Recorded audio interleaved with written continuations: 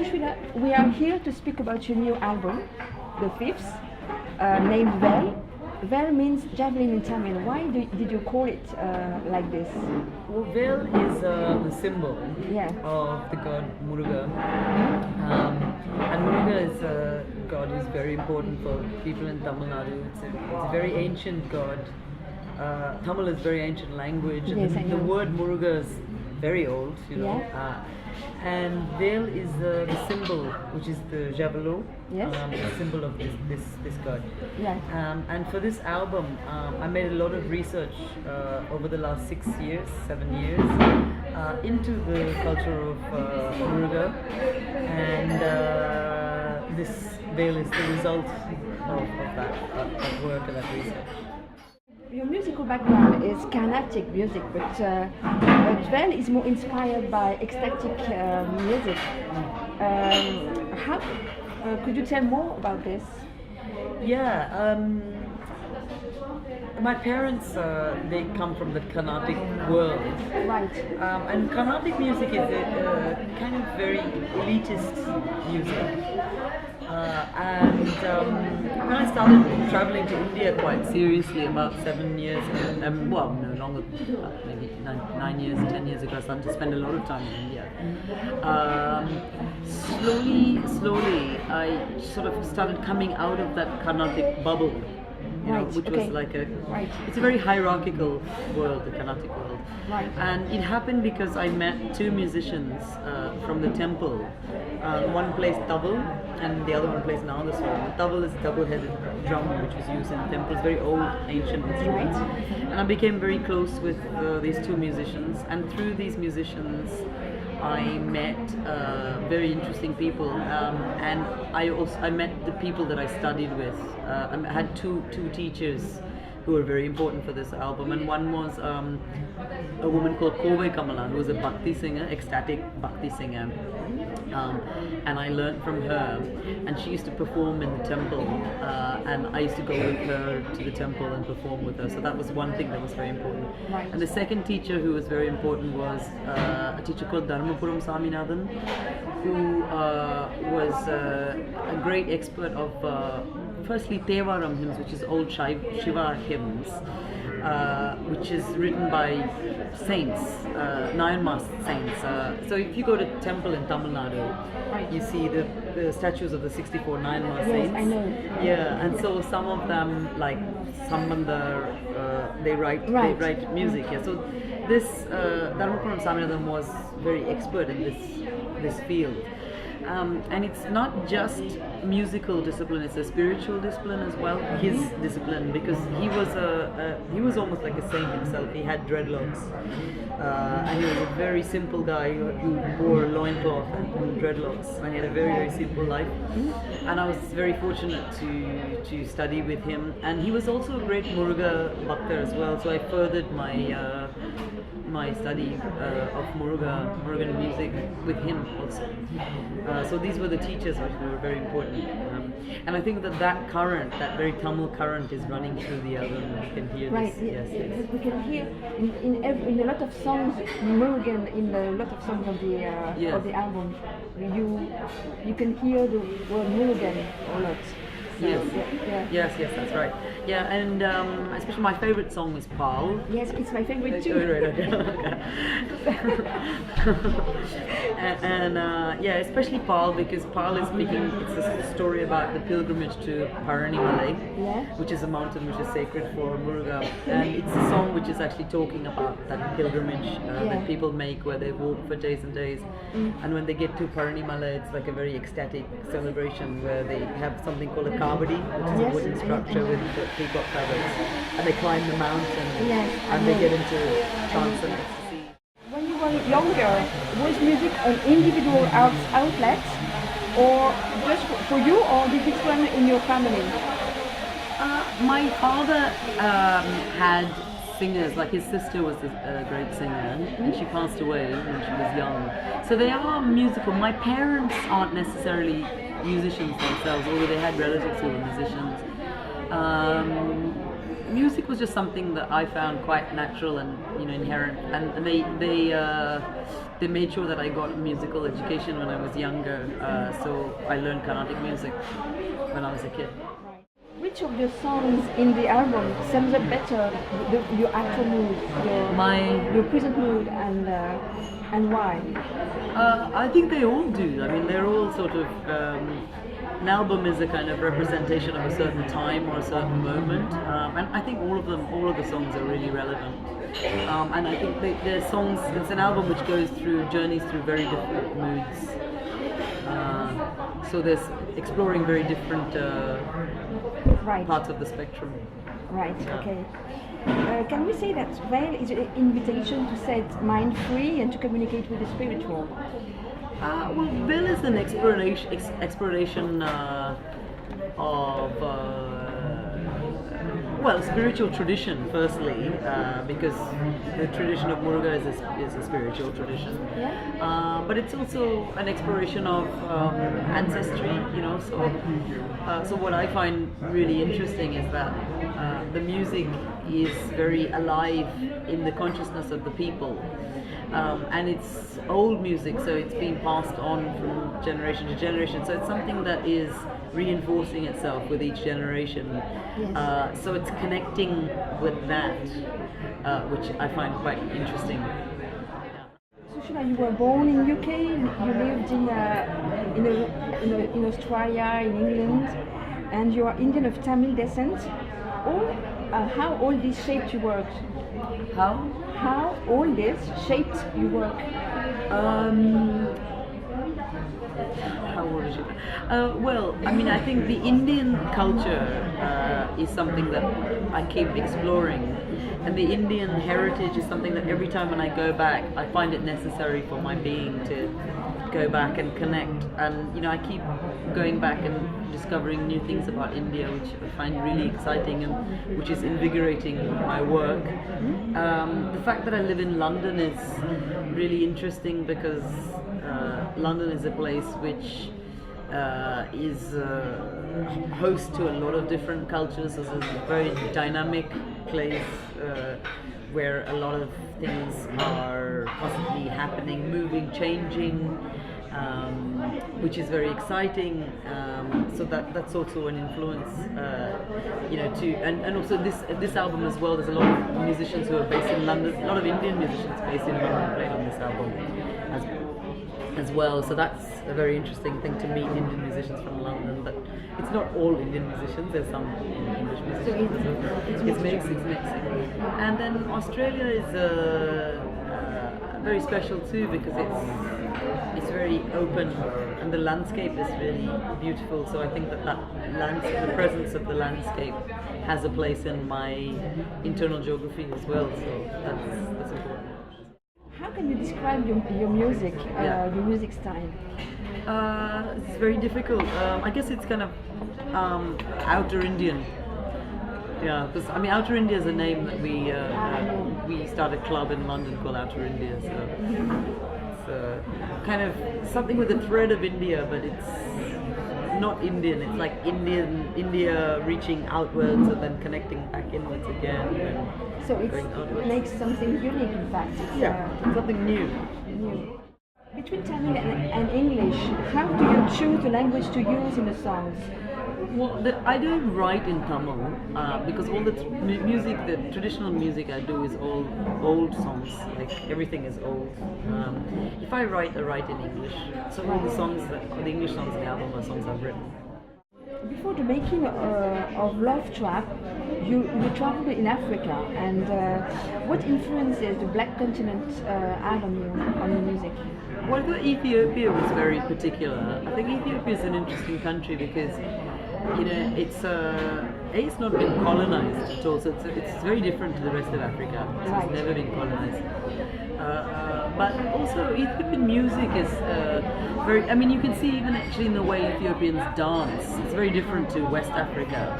Because when Ethiopians dance, they don't move the bottom half of their body; they're moving the top. It's very, very peculiar. It's like it has its own strange kind of resonance. The music, I was very drawn to Ethiopian music, particularly Ethiopian music from the 70s. There was a series called Ethiopiques, and when those records first started to appear in 2001, I was early to adopt those records and start listening to them, thinking, wow, this is some amazing stuff here.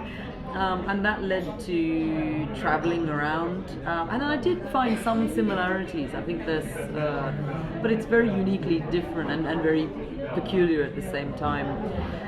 So I found Ethiopian music to be somehow very resonant, particularly music from the Church of Ethiopia, the Orthodox Church of Ethiopia. What feelings seem to you the most relevant to be expressed through music, and especially in Van?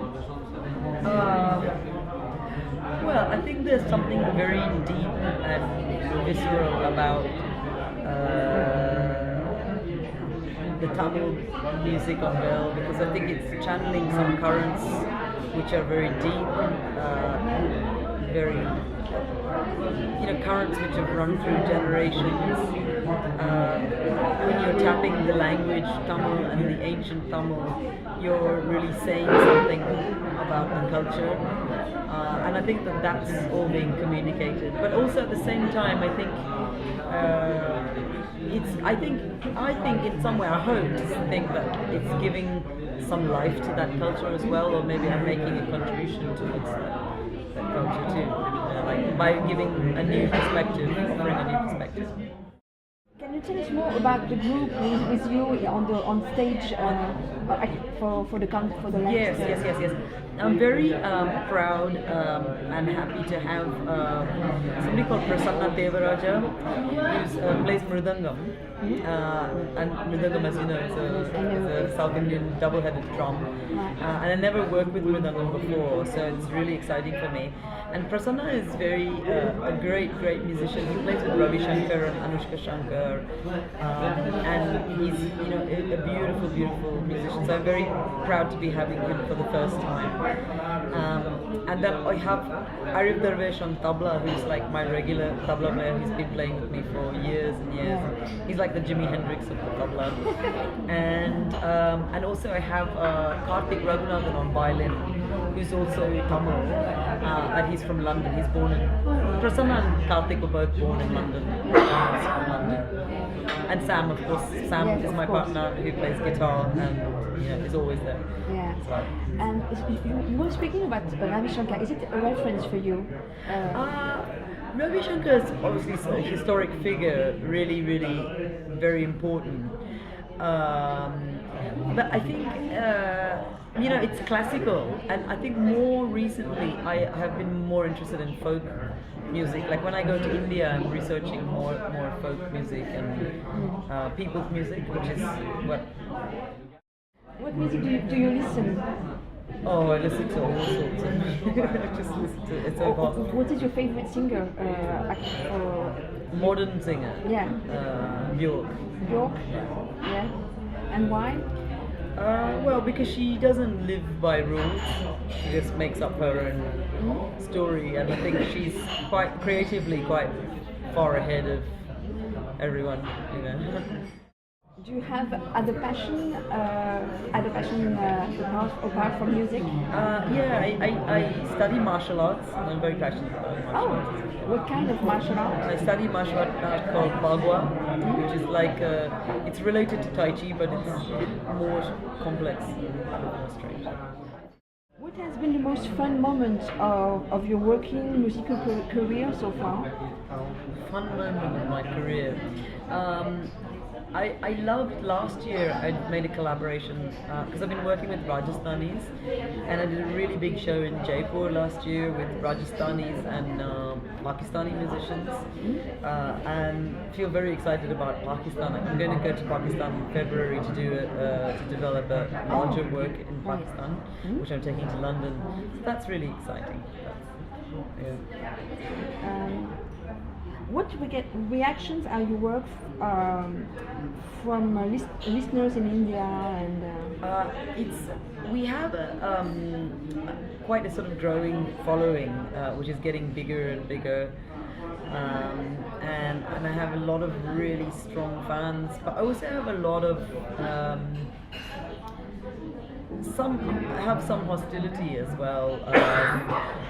But if you can see this actually on the YouTube links, like there's one version of Ennapane which we recorded for One Shot Not with Manu Katché. Yes, I've seen You've seen that? Okay, so you've seen the one with Manu Katché drumming. If you Google this, it's had about 94,000 views in the last 2 months or 3 months. If you look at the comment thread, you can see, because a lot of Tamil people have seen it, and some people are really, really upset, you know? But why? Some people say, oh well, you know, like this is the way we worship, and how can you take this, and you look like a drug addict, you know, you look like, some of it gets quite nasty actually, like some of it is really, but then, you know, when people write things which are hostile, then you have other people writing to your defense as well, you know, like, no, but you know, God is democratic, and you know, you can worship, you know, like you can do whatever you can worship God the way you choose, you know, like, so you have like this very polarized comments, which you can see actually if you read them. You can go read the links. What do you love and what do you hate from India? What do you love and what do you hate about India? About India, I hate fundamentalists. Like I hate the BJP and the Vishwa Hindu Parishad and like people like sort of extremists. I hate Hindus. I hate any kind of extremism actually. I hate Hindu extremists or you know Muslim extremists or Christian extremists. You know, don't like extremists at all. And what do you love in India? I love the people, I love the music, folk music. Had really made amazing collaborations and connections with folk musicians. And this is really, it's quite special, making connections with people. In Music for Crocodiles, you can hear a French song, L'âme volatile. How come you speak French, and what's your link with French? L'âme volatile was written by Barmak Akram, who is a poet. He's an Afghani poet. Yes. He's a refugee who came to Paris. Actually, his mother and father put him on a plane sent him to Paris to escape Afghanistan, and he lived with his uncle. And he has a beautiful sensibility, and he has a kind of very interesting way of writing, which is quite Afghani French, you know. Yeah. So he wrote these words, the L'âme volatile words, and he wrote this, and it was very resonant. So one day we sat together and we just made some music for it, and it seemed to work quite well. Would you know some French language? Yeah, a little bit. A little bit. Yeah. So can you tell us more about your project? So you're going to Pakistan for a new... Yes, I'm going to Pakistan because we did this one collaboration. Well, I was always very interested in Pakistan because I always loved Nusrat Fateh Ali Khan from very, very young age. Yes. He's one of my great inspirations. And I was always very passionate about Qawwali. And I had the opportunity to go to Lahore last year to perform. And after my performance, there was a Qawwali group who were playing in the courtyard. And I was so moved by this Qawwali group. Later on found a way for them to make the collaboration with me in Jaipur last year. So we did this. And it was really powerful and very strong.